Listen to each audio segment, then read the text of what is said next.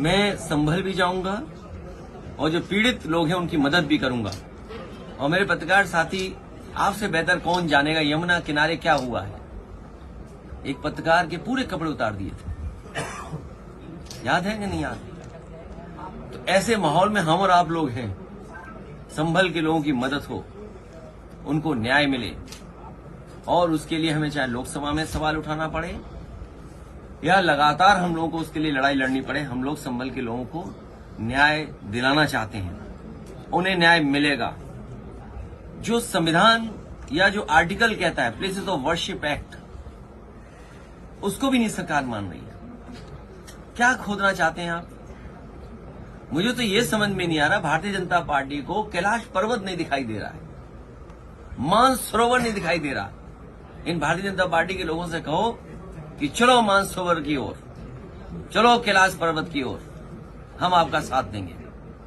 हो अगर हिम्मत उनमें हो, उनमें बहादुरी, तो चल के दिखाएं। ये कमजोर पे अन्याय कर सकते हैं, ताकतवर के ये पैर छूते हैं, ताकतवर के आगे सामने झुक जाते हैं। अभी लोकसभा में विदेश मंत्री ने जो स्टेटमेंट दिया था चीन को लेकर के, सबसे पहले मैं खड़ा हुआ, कहा कि रिजांगला जो मेमोरियल है उसके बारे में क्या कहना चाहते हो आप? सरकार रिजांगला मेमोरियल के बारे में नहीं कह पा रही। मैं आपसे कहता हूं, ये जितने भारतीय जनता पार्टी के नकली देशभक्त घूम रहे हैं, उनसे पूछिए, चीन की सीमा पर रिजांगला जो मेमोरियल बना था, चीन की फौज ने आकर के तोड़ दिया। क्या ये भारतीय जनता पार्टी के लोग उसी जगह पर रिजांगला मेमोरियल बनवाएंगे कि नहीं बनवाएंगे? और मैं ये दावा करता हूं आपसे, भारतीय जनता पार्टी के लोगों पर कोई जवाब नहीं होगा। वो कभी कुछ नहीं कह सकते, क्योंकि चीन बहुत ताकतवर देश है।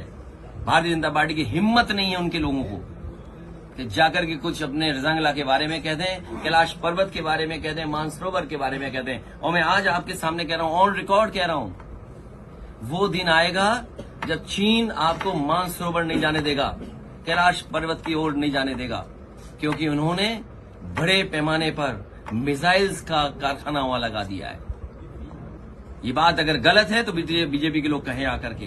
केवल 12 किलोमीटर सड़क बनी थी, नेपाल ने आपके खिलाफ खड़ा कर दिया था, नेपाल को चीन ने। लिपू लेक को लेकर के 12 किलोमीटर सड़क बनी थी, अगर आपको याद हो, नेपाल को आपके खिलाफ खड़ा कर दिया था। ये बीजेपी के लोग केवल कमजोर पर अन्याय कर सकते हैं, ताकतवर के सामने ये झुक जाते हैं। चीन के खिलाफ नहीं बोलेंगे, क्योंकि इन्हीं के लोग सबसे ज्यादा कारोबार चीन से कर रहे हैं। तो ये सवाल बड़े हैं जिसका जवाब बीजेपी के पास नहीं है, बीजेपी के पास जवाब नहीं दे सकते हैं। और मैं तो कहूंगा पत्रकार साथियों, आप भी चलना कैलाश पर्वत की तरफ, मानसरोवर की तरफ, हम सब लोग चलेंगे।